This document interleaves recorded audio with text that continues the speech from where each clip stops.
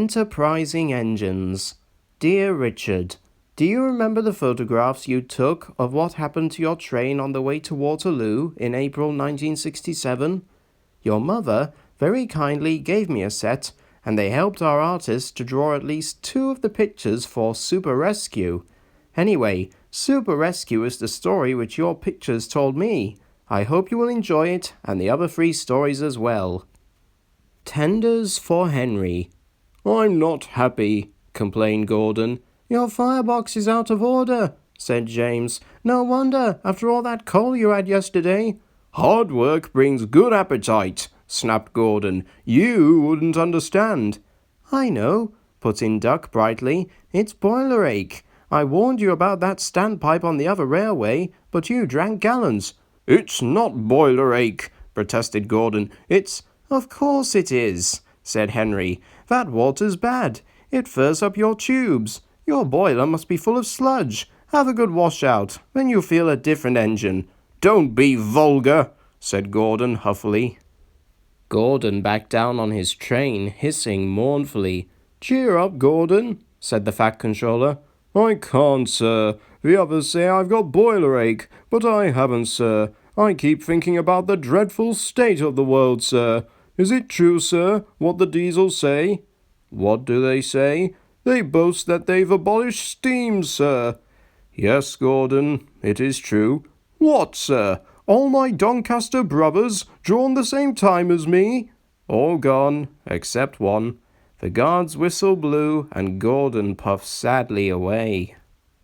Poor old Gordon, said the Fat Controller. If only we could. Yes, I'll ask his owner at once. He hurried away. Arrangements took time, but one evening Gordon's driver ran back excited. Wake up, Gordon! The Fat Controller's given you a surprise! Look! Gordon could hardly believe it. Backing towards him were 2 massive green tenders, and their engine's shape was very like his own. It's Flying Scotsman, he gasped. The Fat Controller's brought him to see me. Oh, thank you, sir. Gordon's toot of joy was drowned by Flying Scotsman's as he drew happily alongside. Next day, the 2 engines were photographed side by side. You've changed a lot, smiled Flying Scotsman. I had a rebuild at Crewe. They didn't do a proper Doncaster job, of course, but it serves. I had a rebuild too, and looked hideous, but my owner said I was an extra special engine, and made them give me back my proper shape. Is that why you have 2 tenders, being special? No, you'd hardly believe it, Gordon, but over there they've hardly any coal and water. But surely every proper railway... Exactly. You are lucky, Gordon, to have a controller who knows how to run railways. Everyone got on well with Flying Scotsman, except Henry. Henry was jealous. Tenders are marks of distinction, he complained. Everybody knows that. Why's he got 2? He's famous, explained Duck and Donald. He was the second to go 100 miles an hour. Besides, the other railway has no coal and water. Puh, sniffed Henry. I can't believe that. I never boast, he continued, but I always work hard enough for 2. I deserve another tender for that. Duck whispered something to Donald. Henry, asked Duck innocently, would you like my tenders? Yours, exclaimed Henry. What have you got to do with tenders? All right, said Duck. The deal's off. Would you like them, Donald? Wouldn't it deprive you of the honour? It is a great honour, said Duck thoughtfully, but I'm only a tank engine, so I don't really understand tenders. Perhaps James might... I'm sorry I was rude, said Henry hastily. How many tenders have you, and when could I have them? 6, and you can have them this evening. 6 lovely tenders, chortled Henry. What a splendid sight I'll be. That'll show the others the sort of engine I am. Henry was excited. Do you think it'll be all right? He asked for the umpteenth time. Of course, said Duck. Just go where I told you, and they'll all be ready. Meanwhile, word had gone round, and the others waited where they could get a good view. Henry was cheered to the echo when he came, but he wasn't a splendid sight. He had 6 tenders, true, but they were very old and very dirty. All were filled with boiler sludge. "Had a good washout, Henry?" called a voice. "That's right, you feel a different engine now." Henry was not sure, but he thought the voice was Gordon's. Super Rescue. The 2 diesels surveyed the shed. "It's time, 7101, said one, "that we took this railway over." "Shh, 199, it's their railway after all." "Not for long," persisted 199. "Our controller says steam engines spoil our image." "Of course we do," snapped Duck. "We show what frauds you are. Call yourselves engines. If anything happens, you care nothing for your train. You just moan for a fitter. We bring it home, if only on 1 cylinder. "Nothing," boasted 199, "ever happens to us. We are reliable." Vulgar noises greeted this. "How rude," said 199. "You asked for it," growled 7101. "Now shut up." Next day, Henry was rolling home tender first. "I'm a failed engine," he moaned. "Lost my regulator. Driver says it's jammed wide open, and he can't mend it till I'm cool. However," he went on, "I've got steam, and driver can use my reverser. But it would happen after Duck fooled me with those tenders. Now they'll laugh at me again." He reached a signal box and stopped, whistling for a road. Opposite the box on the up line stood Diesel 199 with a train of oil tankers. "Worse and worse," thought Henry. "Now old Reliable will laugh at me too." The signalman came out. "For pity's sake, take this spam cam away. It's failed. The Limited is behind, and all he does is wail for his fitter." "Spam cam?" fumed 199. "Stow it," snapped the signalman, "or I'll take my tin opener to you. Now then." 199 subsided at this dreadful threat, and Henry pulled the train out of the way. The diesel didn't help, he just sulked. The Limited rushed by with a growl and a roar. Henry gave a chuckle. "Look, Spam Cam," he said, "there's your little pal."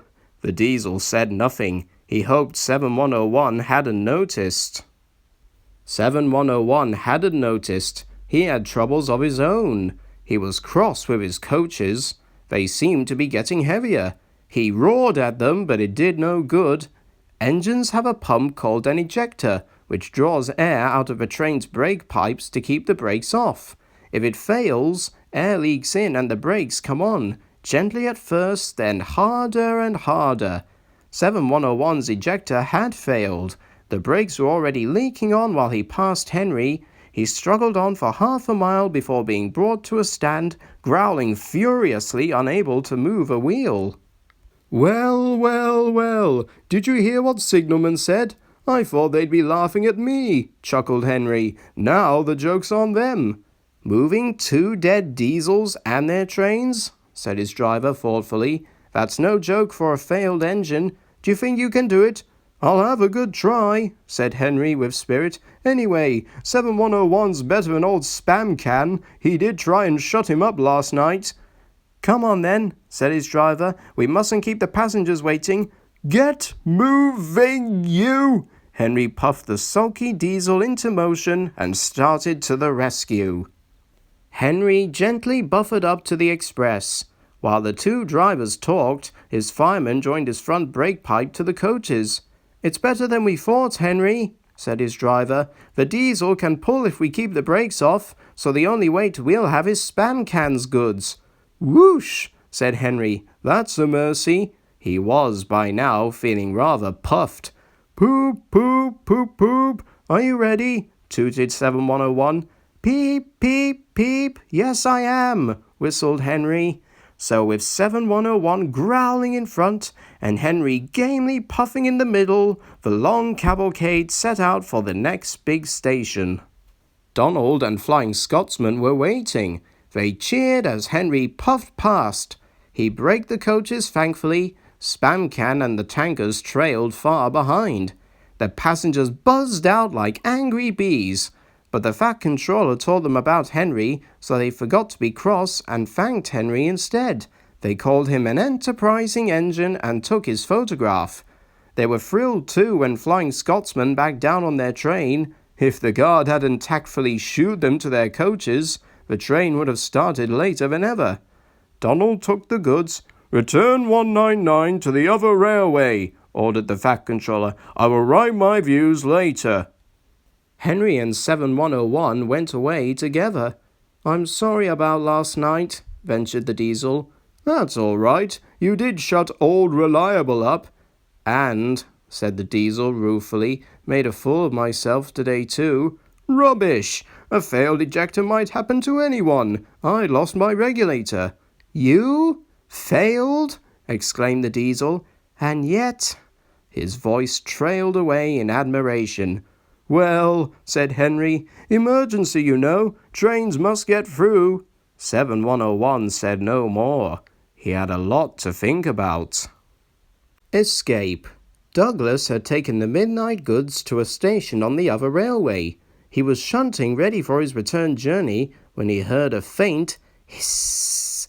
"That sounds like an engine," he thought. The hiss came again. This time it sounded almost despairing. "Who's there?" he asked. A whisper came. "Are you a Fat Controller's engine?" "Aye, and proud of it." "Thank goodness. I'm Oliver. We're escaping to your railway, but we've run out of coal and I've no more steam." "Is it from scrap you're escaping?" "Yes." "Then it's glad I'll be to help ye, but we mun work fast." Both crews joined in. They took off Oliver's side rods, wrote out transit labels, and chalked scrap everywhere they could. Douglas marshalled Oliver in front of his train. "No time to turn round," he panted. "I'm a run tender first." You, yelled a passing Diesel. "A steamer's escaping you." Douglas puffed firmly on. "Take no notice," he counselled, but they were stopped before they could clear the station throat. The foreman's lamp shone on Oliver. "Aha!" he exclaimed. "A Western engine." His light flickered further back. "A Western auto coach and good brake too. You can't take these." "Can we know?" said Douglas's driver. "They're all for us. See for yourself." Douglas's guard showed him the labels and papers. Oliver's crew, hiding in the coach, hardly dared to breathe. "Seems in order," said the foreman grudgingly, "but it's queer." "Sure and it is," began the guard. "But I could tell you queerer." "So could I," interrupted the foreman. "Right, away, guard." "A near thing," puffed Douglas with relief. "We've had worse," smiled Oliver.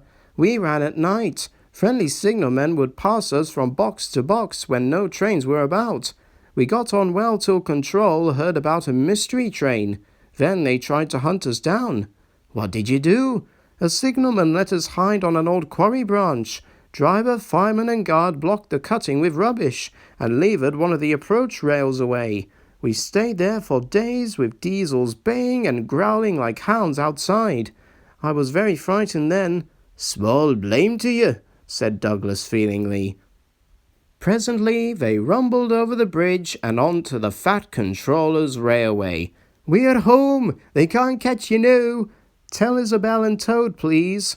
Douglas called out the news and heard a joyful ting-a-ling-a-ling, ting-a-ling-a-ling. He was surprised. Oliver chuckled. "That's Isabel," he said. "There is a bell on her, you see. She's clever. When we go out together, I pull one way and push the other. When I pull, I can see ahead. When I push, I can't, so Isabel keeps a good lookout and rings her bell to talk to me." "You dinna say!" Douglas was impressed. "About this Toad," he continued. "Is he?" "Haud your wisht," said his driver. "Yon's the works. We mun slip on unbeknownst and find a place for Oliver." Douglas tried hard to be quiet, but the night foreman heard them and had to be told their secret. "I know just the place," he said, and showed them an empty siding nicely hidden away. Oliver said goodbye and thank you, and Douglas puffed away. "Yon's an enterprising engine," he thought. "I run away here with Donald, but I'd have been feared to do it on me own." Little Western. Douglas arrived back in time to see Flying Scotsman take his enthusiast home. The Fat Controller said they had all been honoured and thanked Flying Scotsman and his owner for their help. "Please tell everyone," he went on, "that whatever happens elsewhere, steam will still be at work here. We shall be glad to welcome all who want to see and travel behind real engines." This announcement was greeted with cheers, and Flying Scotsman departed to the strains of "Will you no come back again?" led, as one might expect, by Donald and Douglas.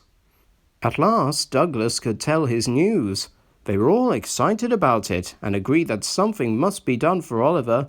"I'm feared," said Donald, "some murdering diesel may creep in, and him there alone, lacking steam even to whistle for help." "You're right," said James. "He won't be safe till the Fat Controller knows." "Douglas should tell him at once," said Gordon firmly. "Is it me speak to the Fat Controller? It's forward he'd think me, and maybe interfering." "Well, here he is," said a cheerful voice. "Now what's this all about?" Duck broke the awkward silence. "Beg pardon, sir, but we do need another engine."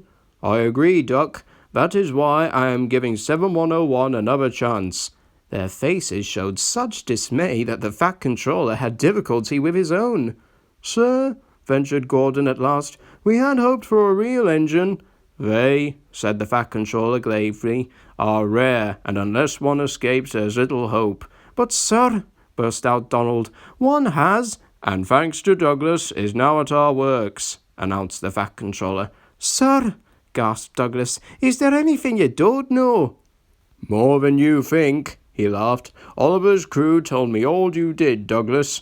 "Och, sir, you couldna see a Broadway engine, and him in trouble, and no do a wheel's turn." "More than a wheel's turn, I fancy. Douglas, I'm pleased with you. Oliver, Isabel and Toad will soon be ours. Oliver and Isabel are just what we need for Duck's branch line." Loud cheers greeted this announcement. "And Toad wants to be your brake van, Douglas." "Thank you, sir. I'd hoped for that. He and I'll do brawly together." That, of course, made everything right. Henry spoke a good word for 7101, and the others gave him a welcome. He had good manners for a start, so Henry didn't find it hard to teach him our ways. 7101 finds them different from those on the other railway, but much more interesting. He is now quite a useful engine. They teased him at first because of his growls. They said he was like a bear. He still growls, not because he is cross, but because he can't help it. His name Bear has stuck. He likes it. "It's nicer than just a number," he says. "Having a name means that you really belong." The Fat Controller soon had Oliver, Isabel and Toad mended and painted in full Great Western colours. Then he rescued 3 more Western auto coaches. 2, Alice and Mirabelle, he gave to Duck. The 3rd, Dulcie, joined Oliver and Isabel. Duck and Oliver are happy on their branch line. It runs along the coast to the small railway. "We reopen branches," they boast. They are very proud of this indeed. The others laughed at first and called their branch the Little Western. Duck and Oliver were delighted, and now no one ever thinks of calling it anything else.